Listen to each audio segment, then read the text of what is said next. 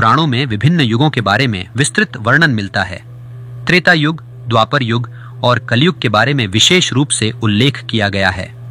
क्या आप जानते हैं कि कलयुग की शुरुआत कैसे हुई और कैसे यह धरती पर आया? आइए हम आपको इसकी जानकारी देते हैं। स्वागत है दोस्तों, प्रकाशित जिंदगी चैनल पर आपका। क्या आपने कभी सोचा है कि कलयुग के धरती पर आने के क्या कारण रहे होंगे? महान गणितज्ञ आर्यभट्ट ने अपनी पुस्तक आर्यभट्टियम में लिखा है कि उनके समय में कलयुग का 36वां वर्ष चल रहा था। आंकड़ों के अनुसार आर्यभट्ट का जन्म 436 ईस्वी में हुआ था। गणना करें तो कलयुग का आरंभ ईती 102 ईसा पूर्व हुआ था, जब धर्मराज युधिष्ठिर ने अपना राज्य परीक्षित को सौंप दिया और अन्य पांडव और द्रौपदी महाप्रयाण के लिए चल पड़े थे। उन दिनों धर्म बैल का रूप धारण कर गाय के रूप में बैठी पृथ्वी देवी से सरस्वती नदी के किनारे मिले। पृथ्वी देवी की आंखों से आंसू बह रहे थे। धर्म ने उनसे उनके दुख का कारण पूछा। धर्म ने कहा, क्या तुम इस बात से दुखी हो कि मेरा सिर्फ एक पैर है, या तुम इस बात से चिंतित हो कि अब तुम्हारे ऊपर अधर्म का शासन होगा?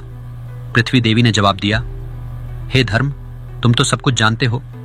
मेरे दुख का कारण पूछने का क्या लाभ? सत्य, पवित्रता, क्षमा, दया, ज्ञान, वैराग्य, ऐश्वर्य, निर्भीकता, कोमलता, धैर्य जैसे गुणों के स्वामी भगवान श्री कृष्ण स्वधाम चले गए हैं। उनके जाने के बाद कलयुग ने मुझ पर अधिकार कर लिया है। पहले भगवान श्री कृष्ण के चरण इस भूमि पर पड़ते थे, जिससे मैं खुद को सौभाग्यशाली मानती थी। परंतु अब ऐसा नहीं है, मेरा सौभाग्य समाप्त हो चुका है। इस बीच कलयुग असुर रूप में वहां पहुंच गया और बैल और गाय रूपी धर्म और पृथ्वी को सताने लगा। राजा परीक्षित वहां से गुजर रहे थे जब उन्होंने यह दृश्य देखा। वे क्रोधित हो गए और कलयुग से कहा, दुष्ट पापी, तू कौन है? इस निर्दोष गाय और बैल को क्यों सता रहा है? तेरा वध निश्चित है। राजा परीक्षित ने धर्म और पृथ्वी को पहचान लिया और कहा, धर्म, सतयुग में आपके 4 चरण थे, सत्य, पवित्रता, दया और क्षमा। त्रेता युग में 3 चरण, द्वापर युग में 2 और अब इस दुष्ट कलयुग में आपका एक ही चरण बचा है। इतना कहते ही राजा परीक्षित ने अपनी तलवार निकाली और कलयुग को मारने के लिए आगे बढ़े। राजा परीक्षित के क्रोध से डरकर कलयुग कांपने लगा। उसने अपने राजसी वस्त्र उतारकर राजा के चरणों में गिरकर क्षमा मांगी। राजा परीक्षित ने कहा, तू मेरी शरण में आया है, इसलिए मैं तुझे जीवन दान दे रहा हूं, लेकिन तू अधर्म, पाप, कपट, दरिद्रता आदि का मूल कारण है। इसलिए तू मेरे राज्य से अभी निकल जा और फिर कभी लौटकर मत आना। कलयुग ने कहा, पूरी पृथ्वी पर आपका शासन है, मुझे रहने के लिए स्थान प्रदान करें। इस पर राजा परीक्षित ने उसे 4 स्थान दिए, असद, काम, क्रोध और मदिरा। कलयुग ने कहा, यह पर्याप्त नहीं है, मुझे और स्थान दे। राजा परीक्षित ने स्वर्ण को 5वां स्थान प्रदान किया।